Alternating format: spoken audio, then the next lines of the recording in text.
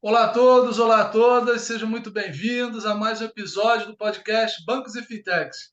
Aqui quem fala é o seu host, Marcelo Pessoa. Patrícia, como vai? Tudo bem por aí? Oi, Marcelo, tudo bem? Bora lá para o nosso segundo episódio aqui juntos. É uma honra estar aqui com vocês. E eu quero esse convidado de hoje. Estou super empolgada aqui para saber, hein, Marcelo?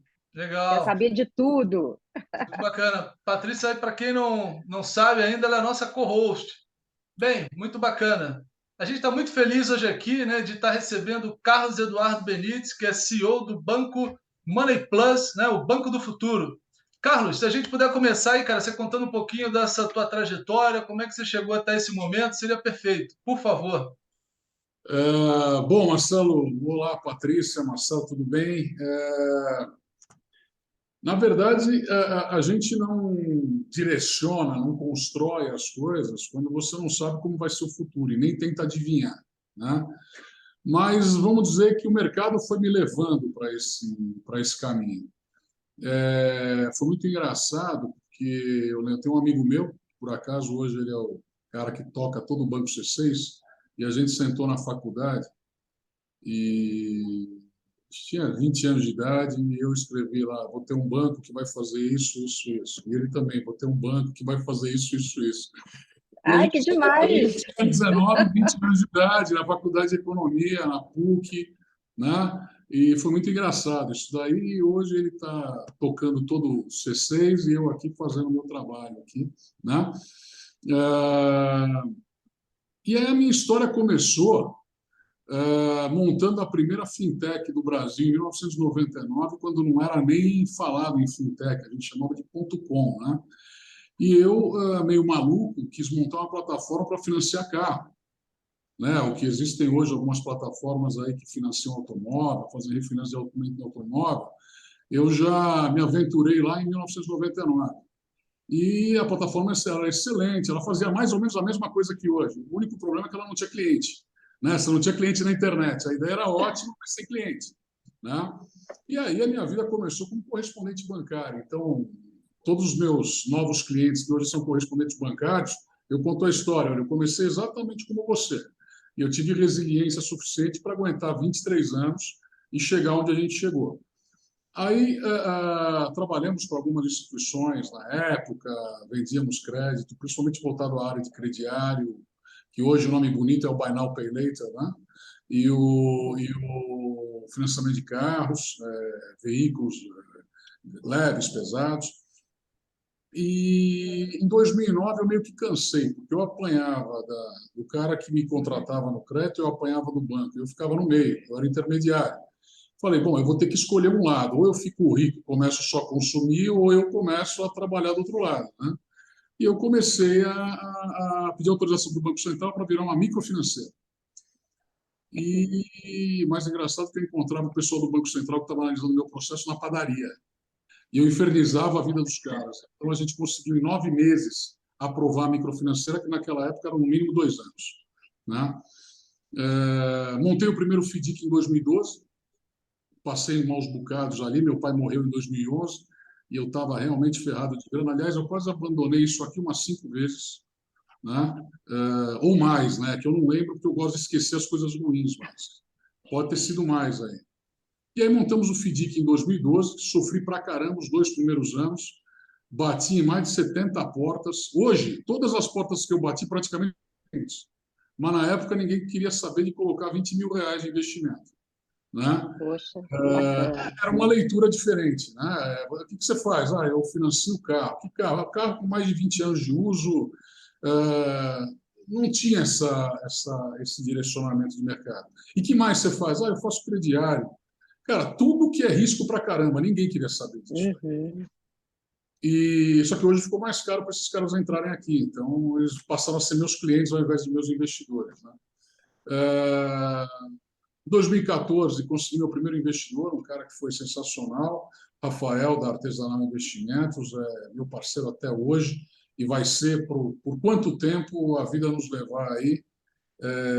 Foi o cara junto na alegria e na tristeza, e fez um baita de um trabalho com a gente. E ali eu aprendi, a coisa mais engraçada foi que eu entrei na área de serviços muito que empurrado pelo Banco Central, porque eu não conseguia, devido às dificuldades de captação de recursos para o fundo e operações, eu não conseguia manter o meu capital social. O capital social eu conseguiria, mas meu PL estava sempre negativo.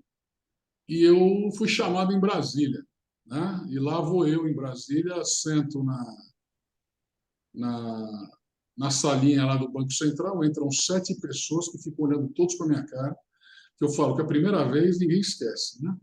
E o PowerPoint, o balanço da minha empresa no, no vídeo. Eu falei, ixi, é daqui para a Polícia Federal, né? Daqui para preso. E, cara, foi uma conversa onde eles, obviamente, me questionaram muito, puxaram meu cabelo, meu, meu, meus lados lá do que eu estou pensando, como que eu vou fazer, mas no final, né? Não sei se eu posso falar, não posso falar porque já faz bastante tempo. Ele virou e falou, cara, você precisa começar a vender mais coisas. Se você ficar focado num negócio só no produto, você vai morrer. Você precisa diversificar. E eu sempre fui um cara de diversificação, sempre. Só que quando a gente pegou a autorização do Banco Central, eu resolvi ser o cara mais certinho e organizado. E aí eu perdi aquele ímpeto de criação. Pô, quando ele falou isso, eu ainda comecei a perguntar mais para ele de várias outras coisas. Aí ele virou para mim e falou assim: olha, eu já falei, aqui é o Banco Central, não é empresa de consultoria, eu já te falei o que eu tinha que falar, ponto. E aí que eu voltei e a gente recomeçou. E nesse primeiro momento a gente sempre entendeu, eu sempre entendi, não entendia por que as empresas não tinham suas próprias plataformas de crédito para vender para os seus próprios clientes. E só a Volkswagen tinha o banco Volkswagen, só a Caterpillar tinha o banco, o Cat Financial. E, obviamente, a tecnologia impedia isso, porque os investimentos eram muito grandes, as licenças bancárias eram muito caras. O conhecimento do mercado financeiro era complexo, é complexo, continua sendo complexo. Não é qualquer um que pode entrar nesse mercado. E aí, comecei a prestar serviço, sem tecnologia, sem nada. E entrei nesse meio. De lá para cá, eu comprei uma empresa de tecnologia no meio do caminho, porque eu queria construir algo para nós e eu tinha que fazer um trabalho para o Mercado Livre, que veio me procurar, indicado pela XP, que eu estava tentando fazer com que eles vendessem os meus créditos dos agentes autônomos lá em 2016, 2017. Quer dizer, eu passei por tudo aquilo que está acontecendo hoje, eu já passei há quase 8 anos atrás, tentando que todo mundo fizesse aquilo que resolveram fazer nos últimos 2, 3 anos. Né? Estava na E, frente do tempo ali, hein, Carlos? Que história bacana, hein? Caramba. vou te falar, isso daí é bom e ruim, né? Porque você tem que ter fôlego para continuar, senão você morre no meio do caminho. Né? E Não, graças e a eu, eu, Deus. eu falo que a gente, às vezes, né, assim, eu sou uma super entusiasta de tecnologia, né, e muitas vezes as pessoas não entendem o que a gente está falando ali, de repente a gente já está vendo uma coisa ali bem na frente, que caramba, e aí a gente fica, né, assim, você está contando sua história, eu estou vendo um pouco da minha ali, assim, um pouco misturada, muita resiliência, né, muita Isso. gratidão que eu estou vendo ali, muito bacana a sua história aqui, vai, fala mais que a gente está adorando aqui, ó. E a parte mais interessante que você falou da entusiasta da tecnologia, entusiasta da inovação, é que a grande maioria pensa que é isso que mudou o mercado. E não é isso que mudou o mercado. O que mudou o mercado foi a bagagem de pessoas que vêm fazendo a mesma coisa há bastante tempo. E fazendo a mesma coisa há bastante tempo, você vai procurando eficiência naquele processo. E você não precisa de tecnologia para entender que você precisa melhorar aquele processo. E você consegue melhorar sem tecnologia. A tecnologia vai te levar mais adiante ainda. Então, a primeira coisa para você construir algo, e eu sempre tive isso na cabeça, era olhar para trás. Todo mundo olha daqui para frente. Não, como é que vai ser o futuro? Então, eu começo a construir um negócio daqui para frente. Cara, e como que era? Como que era há Perfeito. 10, 15, 20 anos atrás?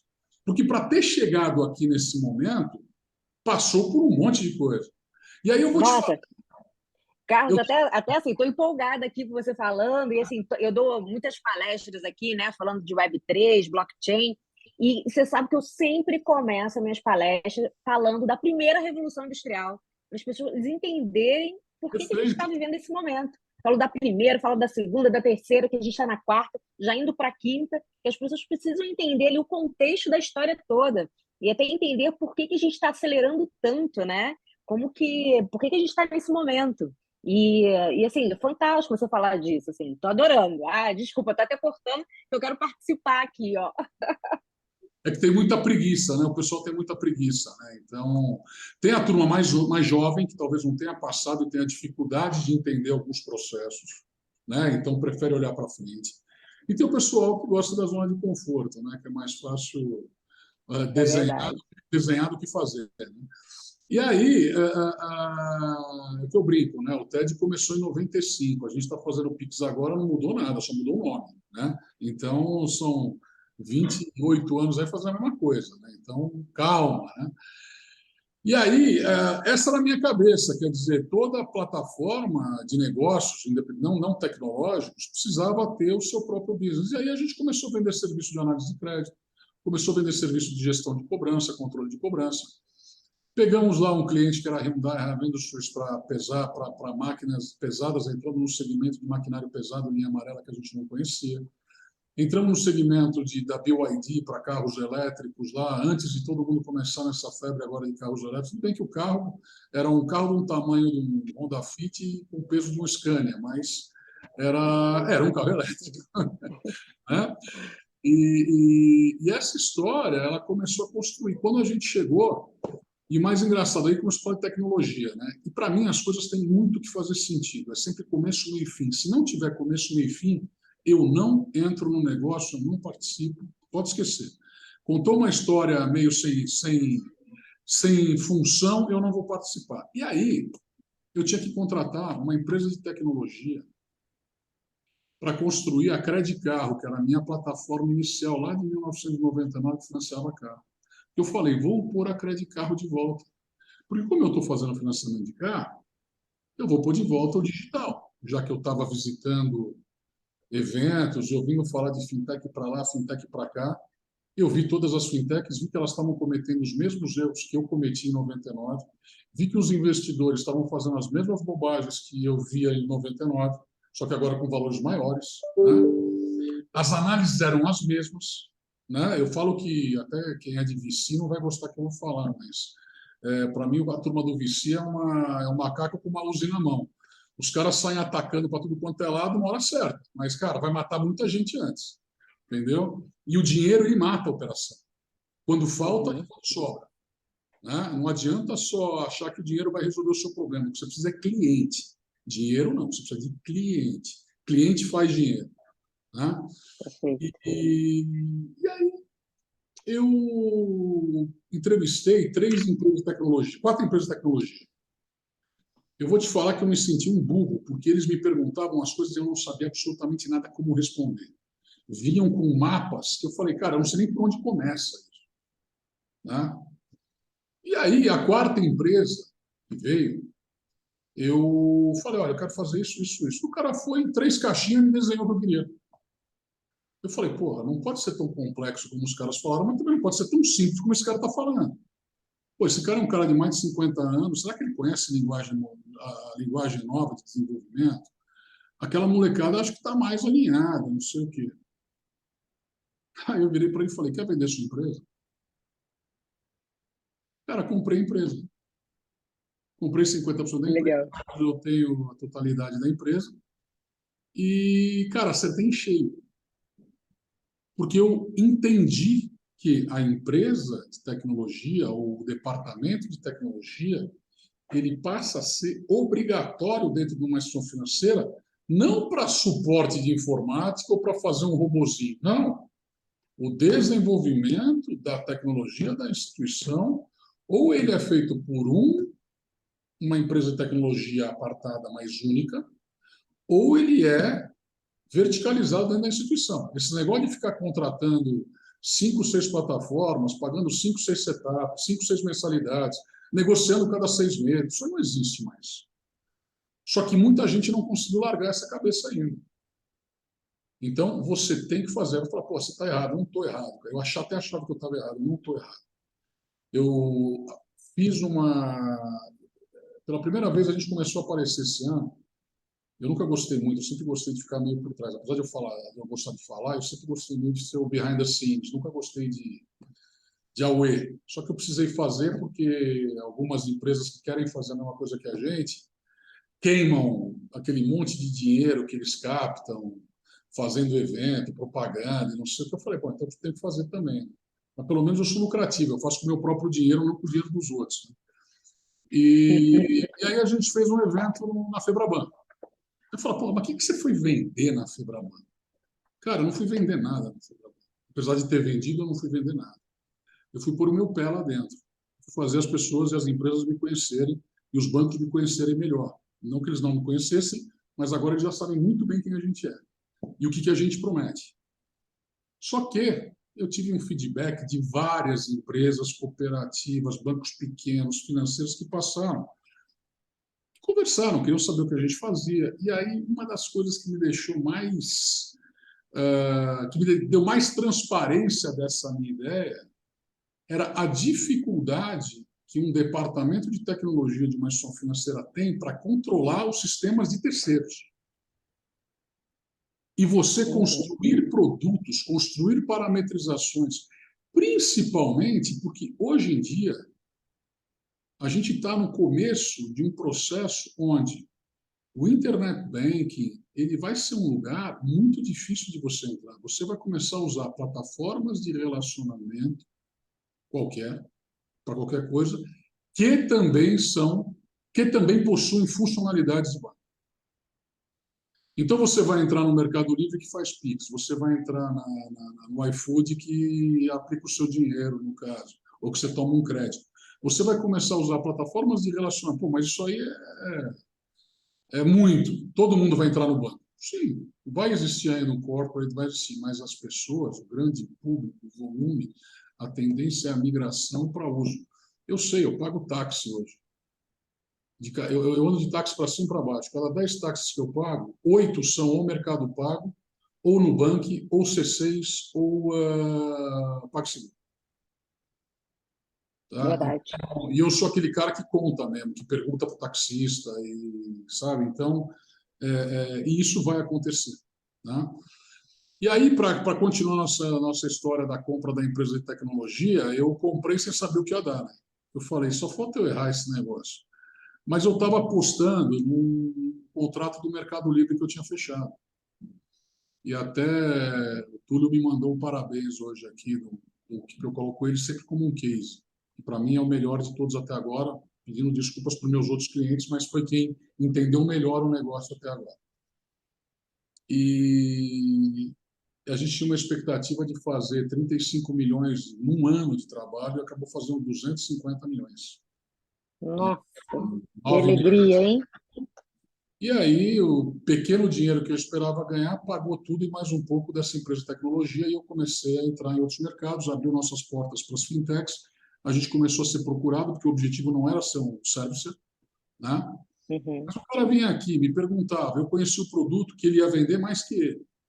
E eu desenhava para ele. E aí ele colocava o front, eu gerava as APIs e ele operava isso. E quando a gente foi ver, a gente tinha 86 fintechs utilizando a nossa estrutura, 150 FDICs e mais todos os varejistas, os maiores empresas de adquirência,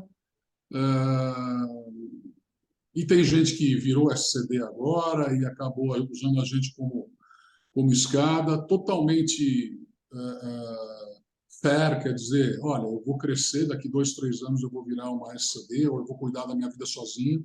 A Stone foi uma delas. E eu sou super fair também, eu acho ótimo. Meu papel é o seguinte, você me deu a chance de eu entrar aí, meu papel é querer ficar, é ficar.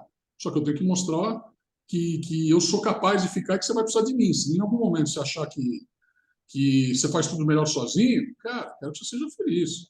O Mercado Livre, por exemplo, montou a CFI dele, o Mercado Pago, a CFI opera lá, só que ele voltou aqui para fazer operação de financiamento de automóveis. Então, a gente está fazendo agora financiamento de automóveis para eles, que é um business que a gente conhece. Então, o mais legal é que a gente acabou se replicando ao mercado como uma empresa que resolve problemas. Né?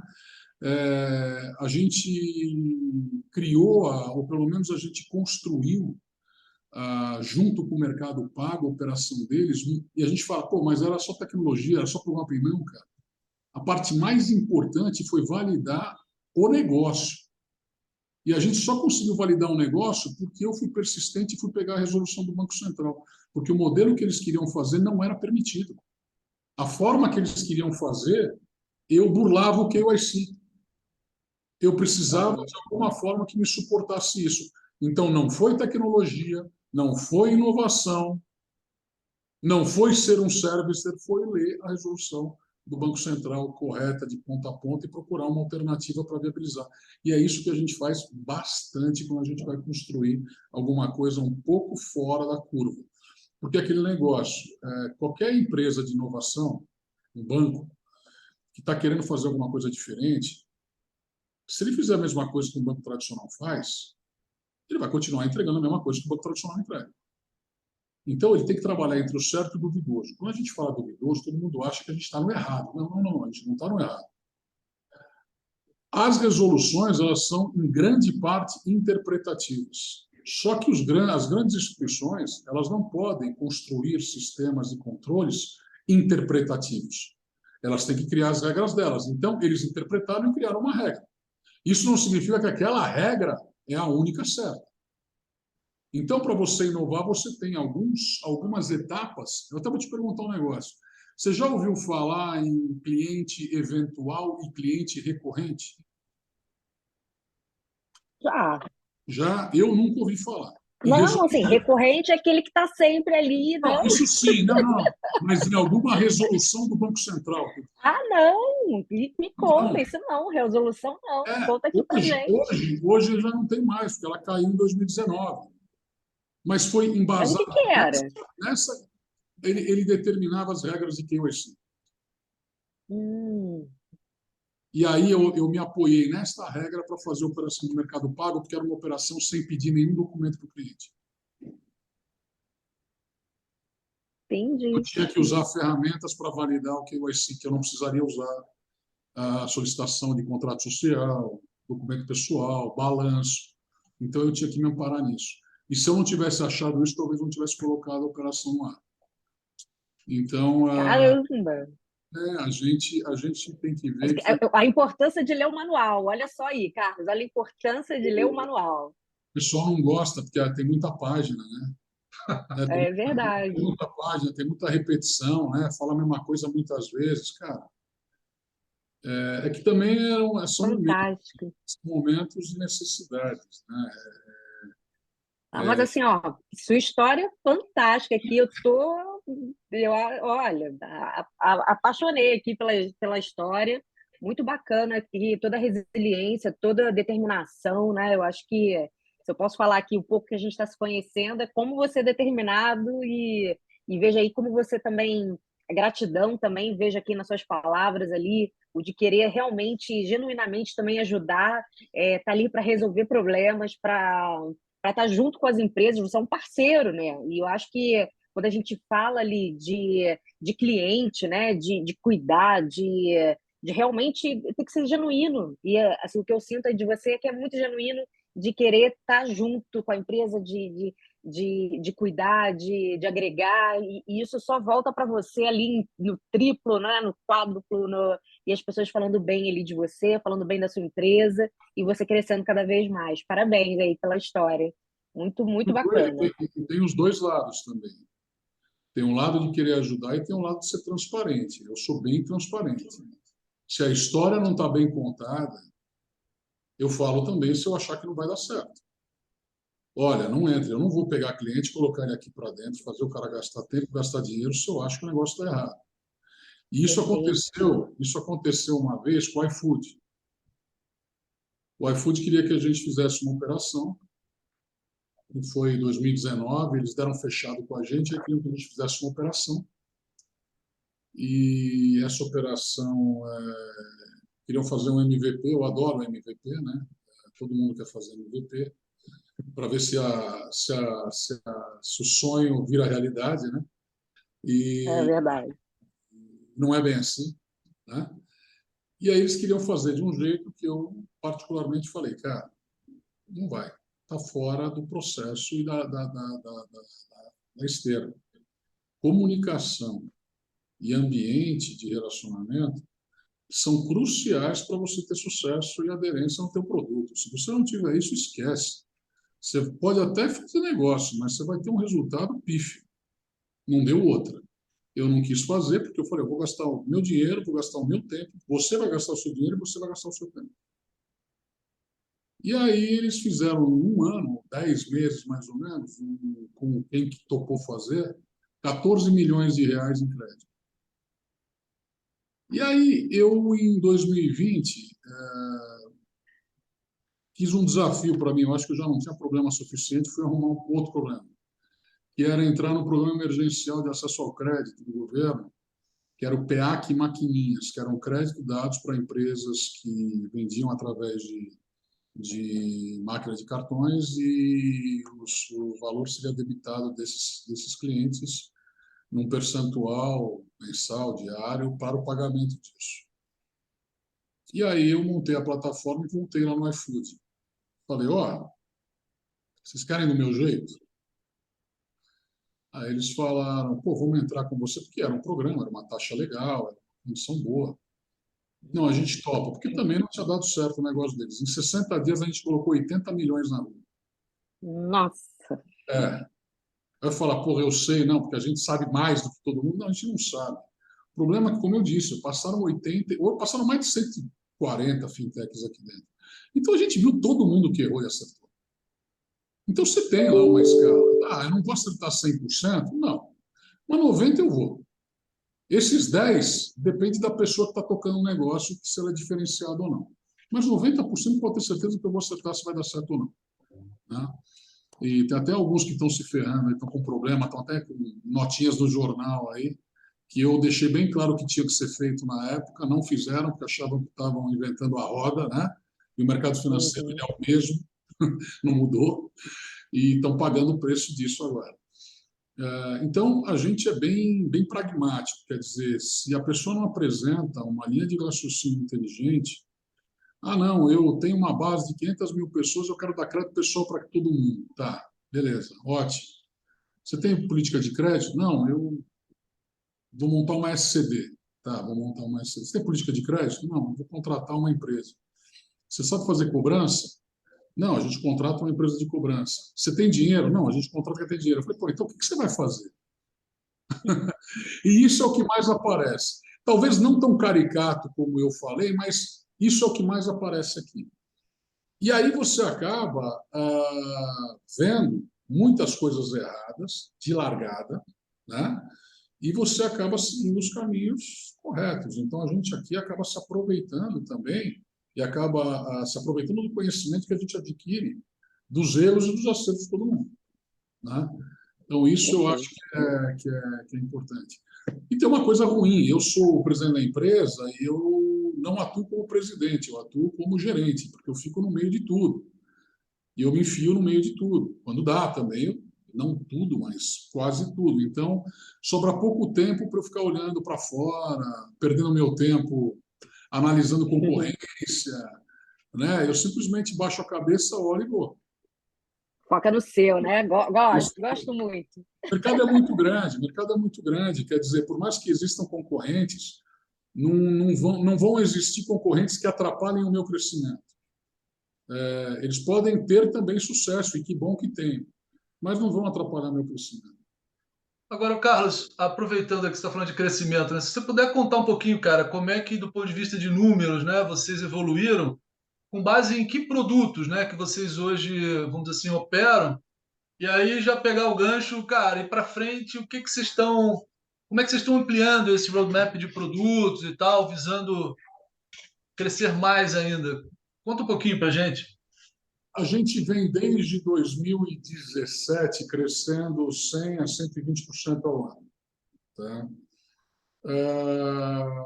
Obviamente, você querer gerar um planejamento, uma estratégia para 1, 2 ou 3 anos é muito bonito, mas esse mercado ele não funciona.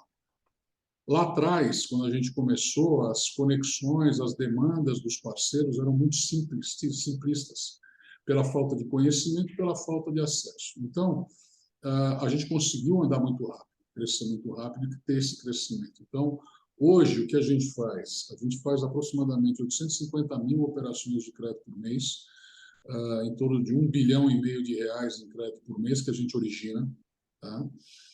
Para terceiros. A gente tem uma carteira de crédito proprietária de 300 milhões de reais, nossa, que estão focadas em máquinas e equipamentos, que a gente gosta muito desse mercado. E a gente tem algumas carteiras que estão meio devagar, porque no meio da pandemia a gente foi reduzindo um pouco. A gente fala que o bom banqueiro é aquele que sabe a hora de entrar e sair, né? Então, talvez eu tenha tido algum tipo de consciência e não entrei no risco alto como grandes outras plataformas entraram e tombaram, né? Então, a gente tem uma carteira boa de capital de giro com garantia de cartões, recebíveis de cartões de crédito. E a gente tem a operação de automóveis, que ela está meio adormecida, mas ainda continua fazendo algumas operações, e a carteira de crediário, Buy Now Pay Later, também pequenininha, porque a gente praticamente está rodando o nosso dinheiro, a gente não está crescendo, né? Então, vamos dizer aí que 1,5 bi de crédito mês, 20 bilhões de reais em transações bancárias, que são transações entre contas, né? A gente tem um ambiente de contas, então a gente tem o Internet Banking, a gente tem uma plataforma de crédito. Em termos de serviço, todas as operações de crédito podem ser rodadas de pessoa física ou jurídica nessa plataforma, com qualquer tipo de garantia. Algumas garantias a gente controla, a gente faz a gestão, outras garantias são garantias estáticas, então é de controle específico da própria instituição que trabalha conosco, né? Em termos de clientes, nós temos fintechs, nós temos varejistas, adquirentes, bancos, grandes bancos, né? Então o Itaú é nosso parceiro, varejistas Magalu, Via Varejo, Mercado Livre, B2W, Americanas, né? Adquirente, Rede Cielo, Stone, XP, BTG. Então, todos esses parceiros fazem negócio de alguma forma, usam a gente de alguma forma. Mas é só a emissão de uma cédula de crédito bancário para formalização de um título. Sim, mas pode usar também nosso motor de crédito, nosso ambiente de ciência de dados, que foi muito bem provado por algumas ferramentas no exterior e a gente ganhou a competição deles, que é um produto que a gente está colocando na rua. Nossa área de cobrança, principalmente, porque toda essa turma que está entrando no mercado agora para dar crédito, não sabe que cobrança é essencial, ou pelo menos se sabe e não executa. Então, na hora de fazer, precisa de gente para fazer isso. Então, a gente está nesse mercado. Então, a gente vem aí num ambiente de processos muito, muito completo, voltado a transacional e crédito, né? Toda a tecnologia que a gente tem foi desenvolvida por nós, então a gente não contrata serviço de terceiros, a gente tem ainda um RP antigo que eu usava e que eu continuo usando, mas a tendência é que em pouco tempo a gente chegue lá no last mile, quer dizer, termine o ambiente de controles internos, governança e contabilidade, né? Apropriações e afins. Então, a gente termina isso aí, eu acredito, até o meio do ano que vem. A gente criou foi um negócio engraçado, né? Porque a gente criou todas as APIs para transacional, né? Então, TED, PIX, boleto, assim. E aí as plataformas que vendem Banking as a Service, né, empresas de tecnologias que vendem Banking as a Service, né, estão conectadas no Bradesco, ou compraram alguma IP, alguma coisa assim, elas antes queriam, ou estavam integrando conosco, mas levavam 4, 5 meses para eles entregarem o Internet Banking para um parceiro deles, para um cliente deles. Só que ele ocupava 4, 5 meses do meu trabalho também, e eu não cobrava nada por isso. E a gente construiu o nosso Internet Banking, White Label, que ele fica pronto em 12 horas. E a gente colocou hoje, se você somar todas as SCDs e IPs que atuam nesse modelo de servicing, se somar a conta reserva diária deles, toda vai dar a nossa. Então, a soma deles todos dá a nossa. Então, não vou falar nomes, mas vocês, acredito que conheçam grande parte deles. Uhum.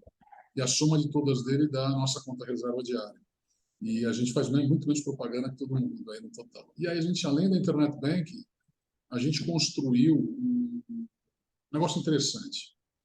O mercado de plataformas tecnológicas ele começou com a primeira, eu falo que a primeira fase, a primeira etapa, que eram aqueles caras que eram empresas de tecnologia, plataformas de tecnologia, com equipes de tecnologia pesadas, e que simplesmente se disponibilizavam o seu serviço, ele consumia e fazia tudo rodar.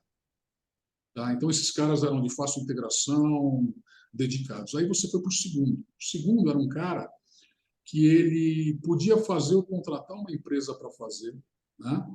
Mas que ele estava pensando como ele ia entrar, então ele veio depois, ele é mais cauteloso, ele é mais demorado no processo de integração, ele não tem aquele tráfego intenso de plataforma digital, de um Mercado Livre, de um Americanas, mas ele também entendeu que se ele não automatizasse o processo dele, ele não ia rodar. Então a gente passou por essa fase. E aí a gente está na terceira fase. O que é a terceira fase? É aquele cara que não sabe por onde começar. Ele sabe que ele tem que dar crédito, ele sabe que talvez mas ele faça tudo errado. Ele sabe que ele não tem automação nenhuma e que ele precisa de ajuda nisso.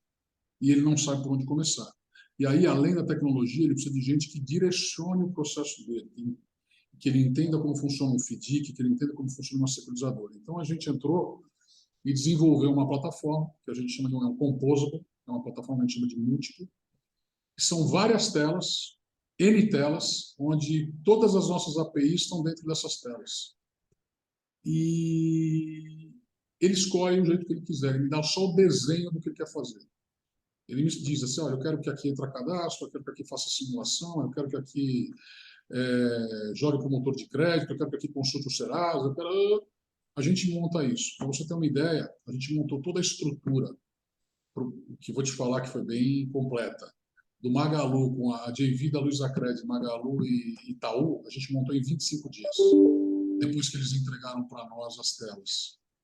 Né? E depois, para a integração, seriam somente 2 dias, mas aí a gente está falando de empresas muito grandes. Então, esses 2 dias se tornaram 3 dias. Né? Mas a gente entregou a solução em... Claro, você tem um ajuste aqui, você tem teste, mas a solução, o corpo, a estrutura, em 25 dias. Então, esta estrutura que a gente desenvolveu agora, essa tecnologia nova, ela vai facilitar que a gente atenda os clientes de forma muito mais rápida, sem depender da tecnologia do mercado, que é aquilo que eu falei da verticalização, da própria instituição financeira construir. Aí você me pergunta, qual que é o futuro, quais são os próximos passos? Além dessa plataforma, esse Composable, a gente desenvolveu um back-office de crédito. E esse back-office ele já voltou para a fábrica 10 vezes, porque eu sou meio detalhista e toda hora que a vírgula falta eu mando de volta. E ontem foi o último teste que eu fiz e tiveram muito poucos erros. Então, possivelmente, segunda-feira ela vai estar no ar. O que essa plataforma vai fazer? Primeira coisa que eu busco, como eu falei para vocês, é a origem do negócio, como ele está hoje, como ele vai se comportar. Então é o seguinte, a gente tem dinheiro nos bancos. Tá? Os bancos vão dar saída do dinheiro deles através deles mesmos, através de alguns fundos, algumas securitizadoras, mas através de operações proprietárias. Só que tem muito dinheiro no mercado, na mão de pequenas empresas de factoring, esses pequenos fundos securitizadoras que antecipam duplicatas em algumas regiões que não operam produtos bancários. Existem muitas empresas capitalizadas que têm interesse em alocar capital no mercado. Né? E a nossa proposta é potencializar esses caras, é potencializar a operação desses caras, aonde quer que eles estejam. Porque por mais que ele tenha acesso hoje via mídia social e via YouTube, nada é melhor do que um bate-papo frente a frente para explicar como funciona. Porque a gente acha que todo mundo sabe o que é um capital de giro. Eu duvido que alguém responda o que é um capital de giro se eu perguntar num evento de FDIC. Eu duvido que alguém responda para que serve o capital de giro. Duvido. Explique tecnicamente, na prática, tecnicamente, eu duvido que alguém saiba explicar para que serve. Então, imagina esse cara que tem uma carteirinha lá de R$1 milhão, que está lá em Rio Verde, Goiás. Nada contra Rio Verde ou a favor, foi a cidade que veio na cabeça agora. Rio Verde, Goiás. e que ele tem só a agência do Banco do Brasil na cidade, e que o gerente está há 20 anos lá e não tira a bunda da cadeira para fazer nada. E aí esse cara vai e começa a financiar carro para o cliente do cara do Banco do Brasil, que deveria o Banco do Brasil fazer o financiamento. Você imagina o impacto que isso traz? Cara, eu não estou falando que eu vou conquistar o país, mas eu estou falando que se você começa a mexer essas peças, você está entrando na ineficiência das grandes instituições, que é o grande segredo do service. Qual que é, por que a existência do service?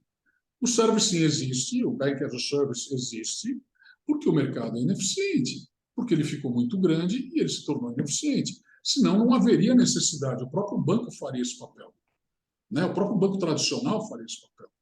Então, você colocar qualquer dinheiro que esteja disponível na rua através de produtos bancários é exatamente o que a gente chama de banco do futuro. É mudar totalmente a regra do jogo, mudar o paradigma da estrutura bancária e mudar como o sistema financeiro nacional funciona. Como que ele faz a distribuição, como que ele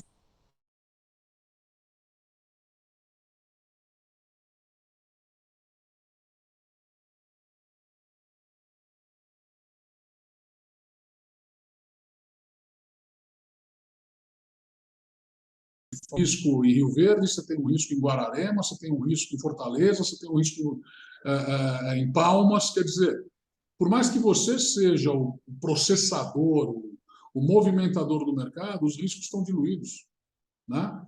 Então, eu entendo que o futuro do mercado talvez seja esse. E talvez seja por esse motivo que os grandes bancos nos procurem, porque eles sempre sabem trabalhar para dentro, né? Como é que você faz negócio com o banco? Você entra no aplicativo, você vai na agência, você vai no prédio do banco. É como você faz negócio com o banco, não tem outro jeito. Agora, o banco vai até você? O banco não vai, porque ele não tem essa capacidade. A estrutura é muito grande, ela é muito complexa para ele fazer esse movimento. Mas é por isso que eles nos procuram hoje para fazer. Então, a operação do Magalu a gente fez com o Itaú, porque o Itaú não tinha essa condição. Como é que ele ia fazer para entrar no balanço dele uma estrutura que está saindo via digital pelo Magalu? Ele tinha dificuldade de fazer isso. Ô, Carlos, deixa eu aproveitar também, cara, já para a gente ir aqui para a parte final, um pouco dessa agenda, né, do BC. Você comentou, achei bem legal aí, né, que pô, o Pix e o TED, final é a mesma coisa, né? Mas agora vem o Real Digital aí, né? Esse laboratório lá do Lift. O que que você entende disso? Como é que você vê o impacto disso nesse modelo tradicional, cara? Por favor. Eu também quero complementar aqui, ó, até para saber um pouquinho aqui, Carlos, vocês já estão estudando um pouco de blockchain, se vocês estão olhando aí DeFi, né, do smart contracts, sim, você acha que vai mudar aí para o futuro também, né? A gente queria escutar aí a sua opinião, se você está vendo, já estão, né, estudando sobre isso, já está vendo alguma mudança, você acha que é muita loucura ainda? Bom, vamos ter que separar, mas não é tão curta a resposta disso aí, não, tá? Manda Então, ver. ela não é tão curta. Tá? Vamos começar pelo Real Digital. O Real Digital é um produto governamental. Ponto. Qual que é o papel do Real Digital? Você acha que é facilitar e tirar o papel moeda? Tá ok. Ele vai tirar o custo de emissão de papel moeda. Mas é rastreamento. O motivo da existência do Real Digital não é ter uma stablecoin, é simplesmente ter o rastreamento do dinheiro. É saber para onde vai. Porque, na verdade, através das criptomoedas, você não tem ideia. Eu brinco que a cripto é o dólar black. Você não sabe para onde vai nem de onde veio. Entendeu? O real digital, não. Você vai saber para onde vai, por onde passou, quem usou, como usou. Você vai saber tudo. Então, pequenos estabelecimentos vão sofrer com o real digital. Tá? Pequenos estabelecimentos vão sofrer. Não preciso nem dizer por quê, mas vão sofrer bastante em relação a isso. Você tem aí cargas tributárias que talvez tenham um impacto muito pesado para esse mercado futuramente. Então, e essa pergunta foi feita num painel que estava eu, estava o pessoal do Agibank, estava o pessoal do Original, estava o pessoal do Neon, E todo mundo enrolou, enrolou, enrolou, ninguém saiu da mesma resposta. Tipo assim, não tem uma característica ainda que faça o real digital ter eficiência que não seja a redução de custo e rastreamento da moeda. Ponto. Não vejo isso. Agora, vamos lá. Tokenização, smart contracts, eu acho tudo lindo e maravilhoso. Tudo maravilhoso, tudo automatizado, tudo fantástico, tudo rápido, dá para vender para o mundo inteiro, milhões e milhões de tokens, todo mundo compra 1 centavo, depois ninguém paga ninguém, fica tudo certo porque eu só perdi 1 centavo. Então, o que eu acho é o seguinte, isso é uma conversa que eu tive em 2018 com o Cal, da Ukbar, porque eu falava de digital, falava de operação, falava de banking, e ele perguntava, e o ambiente de infraestrutura? Né? Que é exatamente isso. Quando a gente fala, principalmente no meu mercado, no mercado bancário de modo geral, no mercado de securitização, ele está muito antiquado. Então, esse processo de smart contracts, de tokenização, ele vai trazer uma possibilidade de você melhorar o processo todo hoje de armazenamento, de processamento, de validação, no caso de fundos de crédito, critérios de elegibilidade, condições de cessão, de forma muito mais automatizada, de forma muito mais rápida. Por exemplo, você consegue entrar num cano e sair do outro em milissegundos e devolver a liquidação desse contrato imediatamente, coisa que hoje leva até 1, 2, 3 horas para ser feita uma liberação de um contrato que é cedido para um FDIC, por exemplo. Então, você tem essa condição. Por outro lado, o que se espera desse procedimento é que haja uma desintermediação.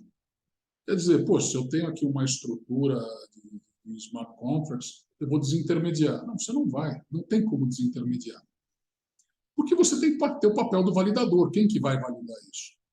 Quem é a estrutura que vai validar isso? Tem que ter responsabilidades. O que pode acontecer é o seguinte, a redução de custos. Ao invés de você ter 10 pessoas batendo carimbo no papel, ou analisando, eu falo papel, carimbo, eu ainda sou antigo, né? Mas olhando dentro do sistema e analisando o documento, você vai ter uma máquina fazendo isso. Você vê que você tem 10 pessoas, você vai ter uma.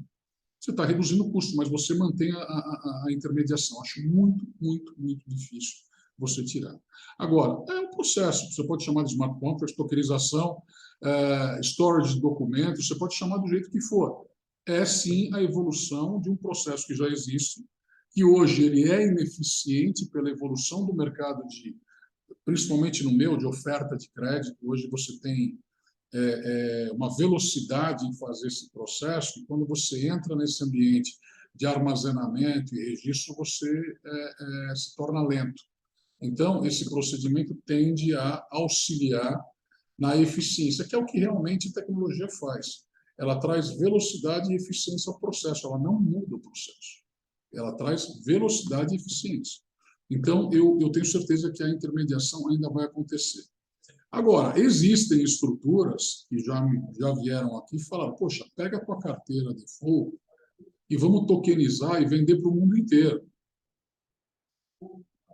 E aí eu pergunto, beleza, e se não pagar? Deu, não pagou, não pagou. Entendeu? Se a gente faz um relatório de compliance, chama uma auditoria, quer dizer, é uma tentativa de levar vantagem dentro de um ambiente não regulado, em cima de gente que não entende muito bem daquilo que está fazendo, que está entrando. Outro dia eu estava com amigos lá e falou, agora eu parei de fazer o que eu estava fazendo, estou só operando cripto. Aí eu olhei e falei, putz, mais uma pessoa que vai perder dinheiro. Entendeu? Verdade. E aí entra até cripto, se vocês quiserem ouvir um pouco o que eu acho de cripto. Cripto eu acho o seguinte, enquanto não virar moeda e continuar sendo ativo, não sai para nada. Na hora que virar moeda, aí sim. Na hora que você tiver reserva deste ativo, ou que se vai chamar moeda, e você utilizar isso aí para pagar alguma coisa, não adianta falar que a Tecnisa aceitou o pagamento uma vez lá de imóvel, ou que a Nicarágua, a Guatemala lá transformou a cripto em moeda oficial. Pô, é Guatemala, né? Guatemala é menor que o Shopping Guatemi, sabe? Não, não, você entendeu? É totalmente irrelevante essa notícia. É. É irrelevante essa notícia. Então, a hora que se transformar numa moeda, aí a gente vai. O que acontece é que a gente tem que estar preparado, né? Você tem que manter isso como ambiente de pagamento. Eu até vi aí, eu estava na Romênia, né? Eu tenho família na Romênia. Estava em Bucareste, eu entrei no meu hotel, tinha um ATM, um ATM de cripto. Mas tem um aqui na Pamplona, naquele shopping Pamplona. Tem um que eu não tinha visto ainda, não tinha visto ainda. Aí eu olhei e falei, nossa, e ele era todo desenhado, todo estilizado. Eu falei, olha aqui, ó, na Romênia tem, no Brasil não tem. Agora você está me falando que no Brasil Tem, tem. tem um na Pamplona, olha. Ô, Não, ô, mas ô, tá Carlos, certo, né? só te fazer mais uma perguntinha, cara. No Febraban Tech aí, né? Eu, pelo menos, assim, na minha humilde visão, fiquei chocado, né? Quando eu vi o Campos Neto lá dizer que o cartão de crédito vai sucumbir nos próximos anos, né? É, não sei se ele está falando pô, do cartão físico, né? Que aí é meio óbvio, né? Que as wallets e tal vão substituir, mas à medida que o Pix evolua, né? Né, você ter um app integrador, né, que com o Open Finance lê tudo que você tem, monta os teus fluxos, você já tem ali comparativo, né, quer dizer, você, na hora de tomar crédito e tal. Você já ouviu isso, cara? Que você vê dessa afirmação? Cara, são algumas coisas que a gente fala, que a gente prevê em conversa de boteco. Quando a gente fala ao vivo assim, a gente tem que medir as palavras, né? Então vamos lá. Não vai acabar. O brasileiro gosta de ter um plástico. Ele gosta de ter um negocinho para carregar. Você entendeu? Ele gosta. Não tem jeito. E a gente tem 220 milhões de pessoas. E a gente não tem só o pessoal que mora na capital de São Paulo, na capital do Rio. A gente tem um país enorme. Então o cartão vai continuar existindo. Desculpa. Ele vai continuar existindo. Tá? É óbvio que, como toda tecnologia, toda inovação, todo processo, ele pode existir de outras formas. Você não necessariamente precisa ter o cartão físico, mas você continua tendo o cartão de crédito. Né? Até porque você tem uma indústria montada nisso, e para você acabar com essa indústria, não é só você criar um novo produto. Né? Você precisa ultrapassar esse novo produto. Aí sim, a evolução do Pix como um limite de crédito que você tenha no Pix garantido, um limite de crédito garantido, onde... Só que isso aí você já tem na conta do cheque especial. Você já tem no TED, no cheque especial, isso. Só que não é modular, não é montado, não é personalizado. Mas você já tem cheque especial, você já tem crédito pessoal. E você pode mandar o dinheiro via TED, você pode programar lá no Internet Bank e, olha, todo mês mandar R$ 100 para aquela conta. Pronto. Você não precisa do Pix para fazer isso. Né? O que acontece é que o banco, por ter o cartão de crédito, nunca utilizou essa estrutura que ele possui de oferta de crédito via cheque especial e via crédito pessoal para gerar alguma garantia para algum vendedor de algum produto ou de algum serviço. Ele nunca usou porque existe o cartão de crédito, não tem por que ele ter duas coisas fazendo a mesma coisa. Né? Então, isso aí já existe. Então, se fosse por algum motivo ter que balizar, o banco já teria tomado alguma atitude em relação a isso. Então, eu acho que a gente vai ter o PIX garantido, o processo de limite, e que vai tomar parcialmente alguma coisa do cartão, mas o cartão vai durar ainda um bom tempo. O que você falou do Open Finance, aí é a minha previsão, minha única previsão de futuro é essa. Quer dizer, são duas. Uma, daqui 5 anos, metade das SCDs vão ser devolvidas para o Banco Central, porque os caras não vão conseguir tocar, essa é a primeira. A segunda é que isso que a gente chama de Open Finance, de Open Banking, provavelmente não vai ser o modelo do futuro. Esse negócio de cruzamento de informações, de pega do banco, manda para lá, pega da seguradora, manda para cá, não vai ser. O que você vai ter vai ser um storage, um token, um ambiente como você tem hoje, que você guarda fotos, onde você vai guardar tudo de forma dinâmica, automática, um storage teu, que vai ser aceito como, por exemplo, hoje você tem uma ferramenta que é o ClearMe, nos Estados Unidos, que você gera a sua identidade pessoal. E você simplesmente, na hora de entrar, de passar um passaporte ou isso, você ativa o ClearMe e o ClearMe já valida que é você. Né? Então, é uma identidade digital. E aí você vai ter tudo. Você vai ter planos futuros, história da família, tamanho da família, gastos, despesas, comportamento financeiro, comportamento na saúde, tudo, tudo, tudo dentro de um ambiente de storage. E você, na hora que você precisar de alguma coisa, ou tiver interesse, ou for acionado por alguém te pedindo algum dado para te oferecer alguma coisa, você toma essa iniciativa. Você não precisa dar opt-in de nada. Você não precisa ir lá entrar no aplicativo do banco e dar opt-in no banco, para o banco mandar a informação. Então, eu acho que não vai ser assim, que vai ser diferente. Não, e o que você falou também tem a ver com essa carteira, né? Por exemplo, tudo que hoje, né, você vê o uso, né, de redes sociais, por exemplo, onde você produz uma porrada de coisa e isso não volta para você, né, imediatamente, né? Sei lá, o que você posta no LinkedIn da vida, né? De alguma forma, essa carteira ela também reuniria, né? Eu acho que essa remuneração, né, para plataformas talvez não tão centralizadas mais, né? Eu acho que interessante, cara. Né? Olha, assim, é uma pena, cara, a gente está tendo que fechar aqui, né, pelo horário, cara, mas assim, Eu incrível, incrível. ficaria horas aqui conversando com o É, Carlos. Nossa, essa tua história, assim, né, tu nasceu né, assim, antes, né, de tudo acontecer, né? E muito interessante também a tua visão aí do futuro, né? Que existe um mainstream aí do que vai ser, e você, pô, peraí. Cara, última coisinha mesmo, assim, do ponto de vista de formação, né? O que que você acha que as pessoas precisariam estudar, né? A turma que gosta, né, desse mundo financeiro, a turma que está dentro do sistema financeiro, quem quer entrar, o que que você recomenda aí de preparação para os próximos anos, né? De conhecimento, à medida que tudo isso também aconteça, né? Que esse mundo novo aí de stablecoins, de real digital, de contratos inteligentes, quer dizer, vai haver um impacto grande no as-is hoje, né? Como é que você vê Olha, aí, o que que você indica para a turma que quer ter uma empregabilidade grande ainda?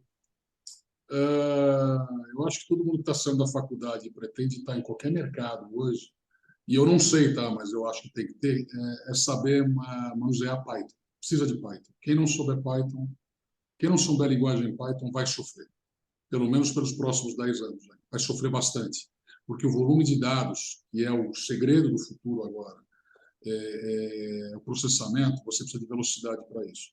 Não dá para você deixar no Excel rodando o dia inteiro. Então, tua máquina parada e travada. Então, Python é algo que você precisa. Agora, em termos de conhecimento, tá? Eu sou um cara que eu não posso falar que eu sou um bom estudante. Aliás, eu fiz faculdade, eu fiz vestibular para medicina. E eu entrei na faculdade de medicina, e aí eu acho que o que eu queria mesmo era entrar na faculdade, não fazer a faculdade. Quando eu descobri que eu entrei, eu simplesmente mudei. Fui fazer economia.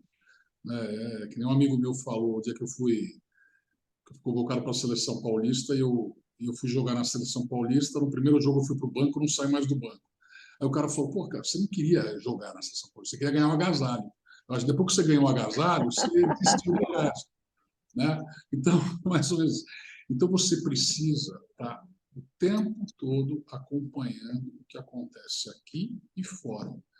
E você não tem livros para isso. Você pode até ter uma história interessante, mas ver o que as empresas estão inovando. Eu, por exemplo, fui para um evento agora em São Francisco, tá? Chama Bay Brasil, e fiquei 2 dias lá, e depois eu fiquei 4 dias em Las Vegas no Money 2020. E 80% do que eu aproveitei foi 1 hora que eu tive de visita na Tesla. Valeu 80% da minha viagem. Aí o resto todo foi 20%. Tá? Aí você vai falar, pô, mas o que você viu? Não vi nada, mas eu ouvi. E é o que eu precisava ouvir. Então, aprender como os outros fazem Principalmente quando você for construir ou pensar em fazer alguma coisa para o teu negócio. Não acha que você sabe tudo, que você não sabe. Eu tenho certeza que você não sabe.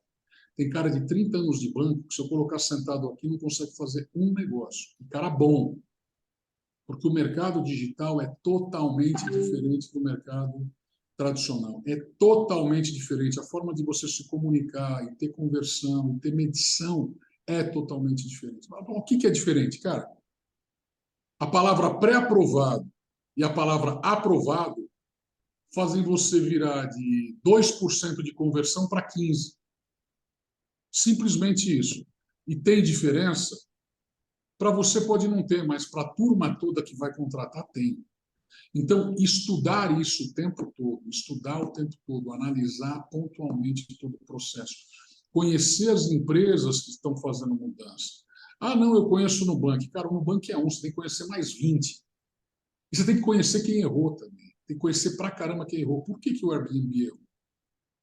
Por que outras operações? Por que o N26 vem para o Brasil pedir dinheiro ao invés de oferecer dinheiro? Tem que entender isso. Por que a Klarna explodiu? Por que não vai dar certo Buy Now, Pay Later no Brasil? Por que não vai dar certo? Tem que entender se você quer entrar nesse mercado. Então você precisa, não é ler, porque não tem nem literatura para isso. Né? Não tem estudo, não tem aula para isso. Verdade. Você tem que ir para a rua, você tem que visitar, você tem que ver como funciona. Pô, Carlos, você faz Buy Now, Pay Later? Faço. Ponto físico. Por que você não faz e-commerce? Cara, e tem fraude. Simplesmente eu tiro 3, 4% de perda se eu sair do e-commerce e vou para ponto físico. Se você não analisa isso, você já larga perdendo 3, 4% de rentabilidade. Então, o ponto principal é analisar tudo e bastante, e não parar. E tentar entender os modelos de negócio, não como modelo de negócio, mas como que chegaram naquele modelo de negócio. Porque a maioria das vezes, aquele negócio não vai servir para você, com certeza. Mas alguma coisa de como aquele negócio foi construído, com certeza vai te ajudar a tomar alguma decisão. E isso foi o que me ajudou a construir a BMP. Foi essa plataforma que eu comentei do Composer para vocês, de APIs interligados, foi uma ideia que eu tive em 2018, vendo uma solução de Buy Now, Pay Later lá nos Estados Unidos. Que não tem nada a ver com o que eu fiz. Nada a ver. Uhum. Só que ele me trouxe a inteligência de como aquilo foi construído, com qual objetivo de ser rápido, de entrada rápida dentro de um parceiro. Não dá para você falar, olha, você quer vender meu produto? Pô, 20 dias aí para você integrar. Não dá, o cara não vai vender. Sabe, você quer vender meu produto? Tá aqui a URL. Bumba, entrou. De manhã, de tarde já está testando, no dia seguinte de manhã está funcionando. Se não for assim, não adianta. Né? Então, para você chegar nesta conclusão, você tem que analisar todo mundo. Todo mundo que está no mercado. Isso é difícil. Isso é difícil. Porque a pessoa tem que ter um... É um mercado muito novo. Por mais que seja um mercado financeiro, é tudo muito novo. A pessoa que vai investir nisso, ela primeiro tem que investir a sua própria capacidade antes de investir dinheiro. O dinheiro não vai fazer você crescer ou ganhar algo. Ele não vai fazer. Se você não souber como conquistar o seu cliente, tiver certeza daquilo, você não vai conseguir. Perfeito. Muito bom, Carlos. Uma aula hoje, hein, Marcelo? Pô, aula, meu, aqui é mais do que aula, hein? Você diz que não tem livro para ler e tal, os caras têm que ouvir isso aqui, cara. Vamos divulgar bem esse podcast. Tem. Tem segredos aqui, né? Muito legal. Oh, Olha, obrigado demais, cara. Obrigado demais mesmo.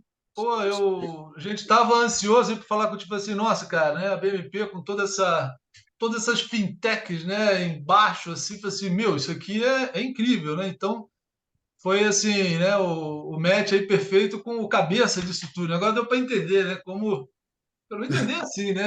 Pelo menos ter deu um para vislumbre. entender a história aí. Muito bom, uma honra. Tudo Obrigada, eu, tudo Carlos. eu não vou te contar, não. Tudo eu não vou te contar, É, não. eu sei. Cara, brigadão mesmo. Até uma Obrigado. próxima aí. Foi sensacional. Muito Tchau, tchau. obrigado. Obrigada, Carlos. Valeu. Isso. Tchau, Obrigado. tchau.